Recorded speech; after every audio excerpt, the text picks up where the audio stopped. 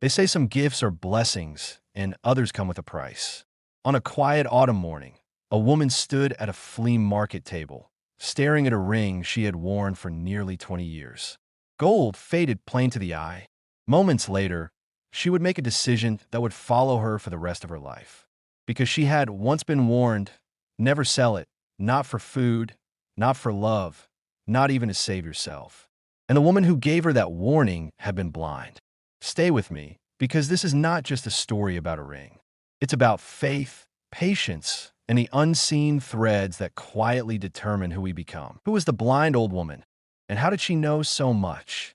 Why did she press the ring into a stranger's hand and disappear forever?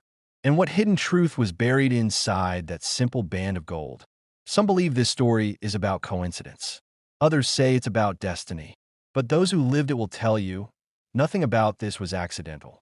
What you're about to hear happened in a small town in Ohio, a place where people know your name, where life moves slowly, and where one encounter can change everything.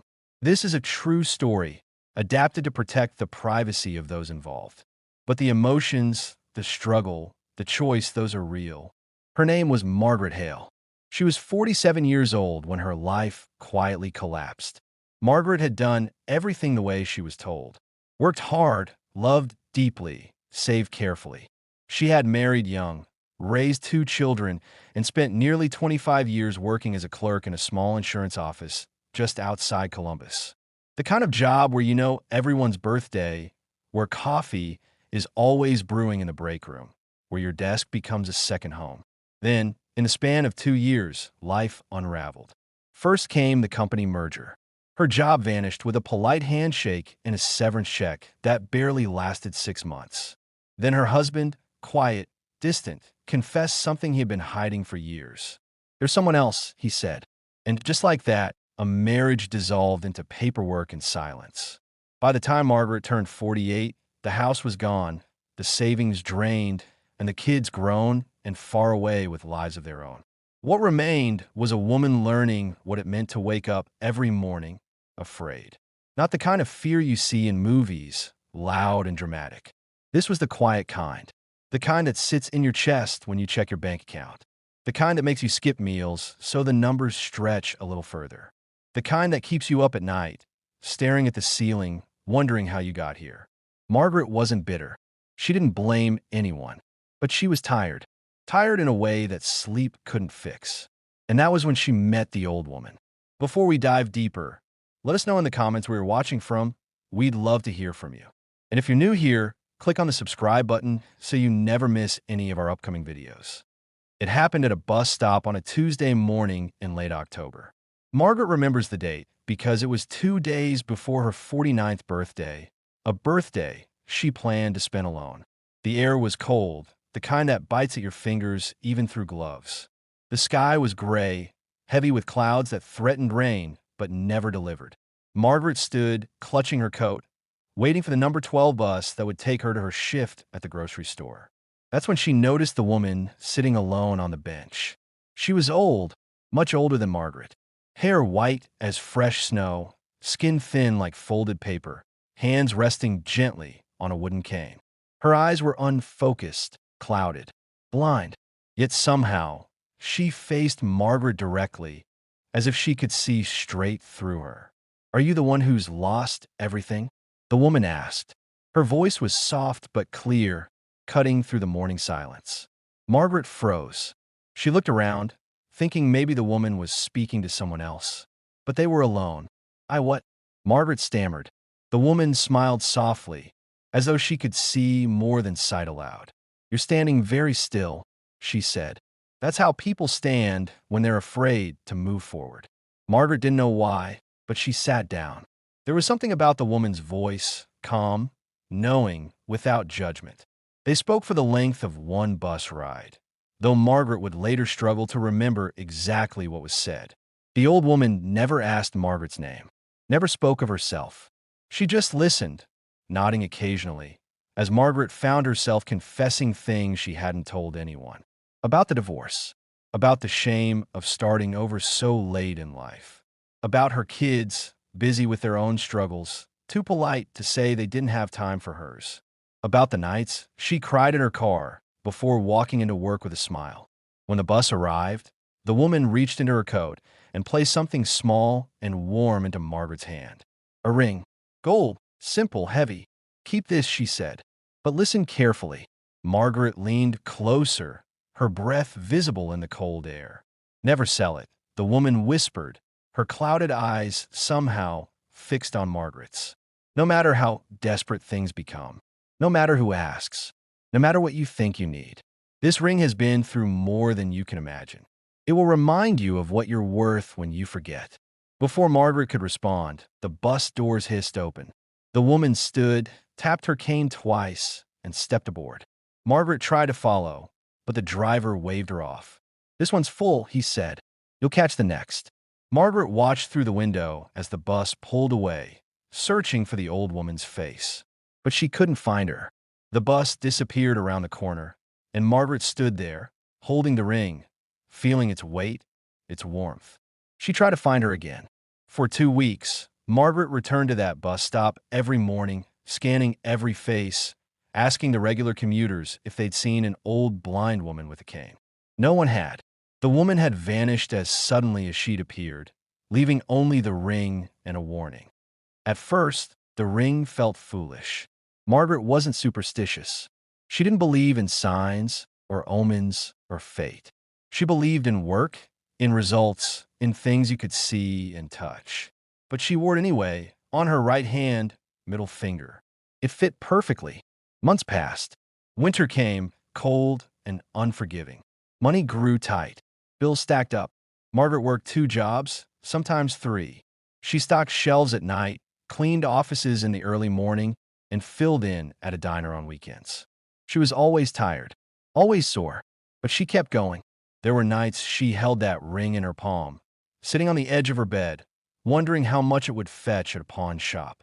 A few $100s maybe. Enough to breathe for a moment. Enough to fix the car.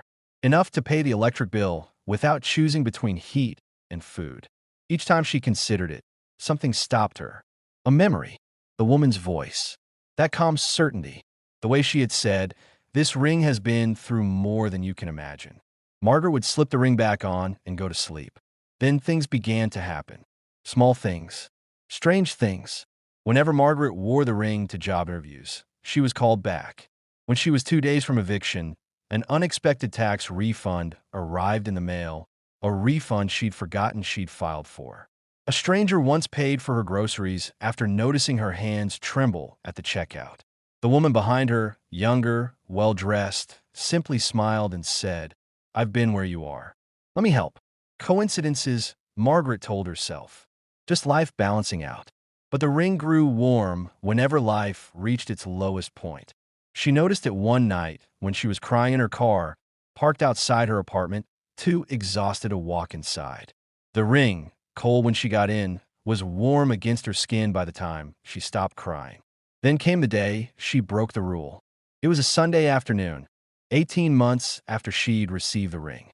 Margaret was starting to feel stable again. Not comfortable, but stable. She had one solid job now, working as an office assistant for a local nonprofit. The pay wasn't much, but it was steady. Her apartment was small, but clean. She was managing. Then her son called. His name was David, 26 years old, living 3 states away with his wife and newborn daughter. His voice was panicked, shaking. "Mom, I don't know who else to ask," he said. "Medical bills." The baby had been born premature, spent weeks in the NICU. Insurance covered some, but not enough. He was drowning in debt, about to lose his apartment. "I'm so sorry," he kept saying. "I wouldn't ask if I wasn't desperate." Margaret didn't hesitate. "How much do you need?" she asked. When he told her, her stomach dropped. It was more than she had, more than she could borrow. But he was her son, her baby. She would find a way. That night, she looked at the ring. She thought about the old woman's warning, but she also thought about David as a child, laughing in the backyard. She thought about holding her granddaughter for the first time, that tiny, perfect face. Some things are worth breaking promises for, she told herself. The next morning, Margaret walked to the weekend flea market on the edge of town, a place where people sold everything from furniture to jewelry to old vinyl records. She hadn't been there in years. The air smelled like fried food and gasoline. She found a man at a table covered in rings, watches, and chains. He looked bored, flipping through his phone. "Excuse me," Margaret said. He glanced up. She held out the ring. "How much could I get for this?" The man took it, barely looking. He pulled out a small magnifying glass, examined it for maybe 10 seconds, then set it down. $50, he said. Margaret's heart sank. 50? It's gold, she said. He shrugged. It's old, scratched, no markings. 50 is fair. She stared at the ring. $50 wouldn't even cover gas for David to drive to the bank. She felt foolish, desperate, small. Then another voice spoke. "Excuse me, may I see that?" Margaret turned. A woman stood behind her, older, maybe 70, with silver hair pulled into a neat bun. She wore a long coat and glasses on a chain. The vendor handed her the ring. The woman held it up to the light, and her expression changed. Her eyes widened. Her lips parted. "Where did you get this?" she asked, her voice barely a whisper. Margaret hesitated. "Someone gave it to me." "Who?" The woman pressed. "I don't know her name," Margaret admitted. "She was old, blind. We met at a bus stop almost 2 years ago." The woman's hands began to tremble. She stared at the ring, then at Margaret, then back at the ring. "That belonged to my mother," she said. Margaret's heart stopped. "What?" The woman's eyes filled with tears. "My mother," she repeated. "I'd know this ring anywhere. My father made it for her before he went to war. He came back, but he was never the same. They were poor, struggled their whole lives. This ring was the only thing of value they ever owned. Before my mother passed, she told me she'd given away. I was so angry. I thought she'd been tricked, taken advantage of. But she said it always found its way back, after teaching someone what they needed to learn." Margaret felt the ground tilt beneath her. She stepped back, gripping the edge of the table. The woman continued. "My mother was blind for the last 12 years of her life. Diabetes. But she said she saw more clearly without her eyes than she ever did with them. She used to help people, strangers mostly, people who were lost. She'd give them something small, something meaningful, and tell them to hold on to it." Margaret's throat tightened. "She passed away 3 years ago," the woman said softly. "But if this ring came to you, it was meant to—" She handed it back to Margaret. "Please, don't sell it. Not yet. Not until you understand why you have it." Margaret took the ring, her hands shaking. She left the flea market without another word, walking in a daze, the ring clutched in her fist. That night, Margaret sat alone in her apartment, staring at the ring under the dim light of her kitchen lamp. She thought about the old woman at the bus stop, about the daughter she'd just met, about the warning, about David. She called her son. "David, I can't send you the money," she said. "Not right now." There was silence on the other end. "Okay," he said quietly. "I understand. But listen," Margaret continued. "I'm going to help you another way." Over the next 3 weeks, Margaret made calls.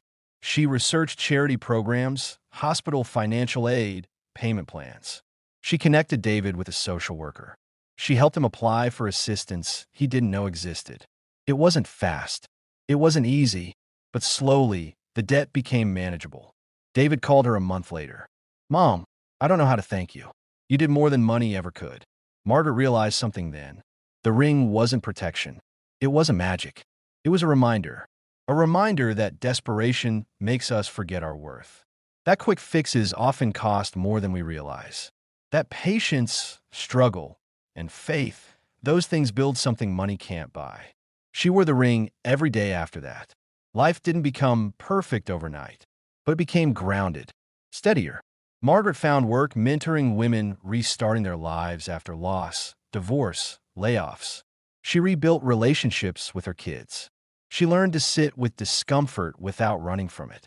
And the ring? Years later, on another cold October morning, Margaret sat at a different bus stop. She noticed a younger woman standing nearby, mid-30s maybe, shoulders hunched, eyes red. The woman stood very still. Margaret recognized that stillness. She walked over.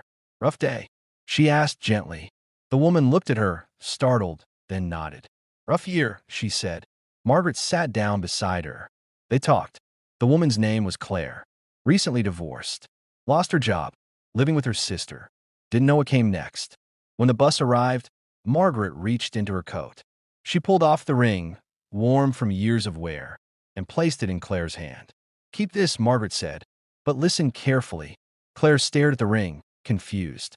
"Never sell it," Margaret continued. "No matter how desperate things become, it will remind you of what you're worth when you forget." The bus doors opened. Margaret stood, smiled, and stepped aboard.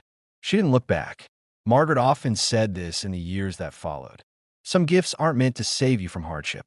They're meant to show you who you are when hardship arrives. She never saw the ring again, but she didn't need to. She had learned what it came to teach. So now I ask you, what would you have done? Would you have sold the ring or trusted the warning? Do you believe some people see more with closed eyes than others see in a lifetime? Have you ever received something small that changed everything? Maybe it wasn't a ring. Maybe it was advice, a book, a moment of kindness from a stranger. Think about that for a moment. Think about the invisible threads that connect us, the wisdom passed quietly from one struggling soul to another. And here's the deeper question. When you were your lowest, did you trust the process, or did you look for the quickest way out? There's no judgment here. We've all been desperate. We've all wanted relief. But this story asks us to consider something uncomfortable. What if the things we're tempted to let go of, our patience, our faith, our dignity, are the very things we need to hold on to? What if the warning isn't about a ring at all, but about remembering who we are when everything else is stripped away? Margaret could have sold that ring a dozen times, and no one would have blamed her. But something in her, maybe stubbornness, maybe grace, held on. And that choice, that small act of faith, didn't just change her life. It became a gift she could pass on. Now, think about Claire, the woman who received the ring years later. Do you think she kept it? Do you think she'll face the same test Margaret did? And what about the blind old woman, the one who started it all? Who gave the ring to her? How far back does this story go? Some believe objects hold memory, that they carry the energy of everyone who's touched them. Whether you believe that or not, there's something undeniable here. A ring, passed from hand to hand, became a thread connecting women across time, across struggle, across loss. Each one learned the same lesson. Your worth is not determined by what you own. It's determined by what you refuse to trade away. And sometimes the hardest thing to hold on to is hope. If this story stayed with you, I want you to do something. Don't just scroll past it. Let's sit with you. Ask yourself, what am I holding on to right now that I'm tempted to let go of? Maybe it's a dream. Maybe it's a relationship. Maybe it's your own sense of worth. Whatever it is, consider this. What if you're being tested, not to see if you'll break, but to see what you're made of? Margaret didn't know the end of her story when she was standing at that flea market. She just knew she'd made a promise. And in keeping it, she discovered something greater than relief. She discovered resilience. That's what this story is really about. Not magic rings or mysterious strangers. It's about the quiet decisions we make when no one's watching. The promises we keep when breaking them would be easier. The faith we hold on to when logic tells us to let go. So I'll ask you one more time. If you were Margaret standing at that table, your son's voice still echoing in your mind, $50 in reach, what would you have done? Would you have walked away? Would you have trusted a warning from a stranger you met once, 2 years ago? Or would you have done what most of us would do, taken the money, helped your child, and hope for the best? There's no wrong answer. But your answer tells you something about yourself. And maybe, just maybe, that's the real gift of this story. Not the ring, not the mystery, but the mirror it holds up, asking you to see who you are when everything is on the line. If this story moved you, if it made you think, subscribe for more. These are the stories that don't just entertain. They linger. They challenge. They stay with you long after the screen fades to black. And stay close, because the next story begins with a door that was never meant to be opened.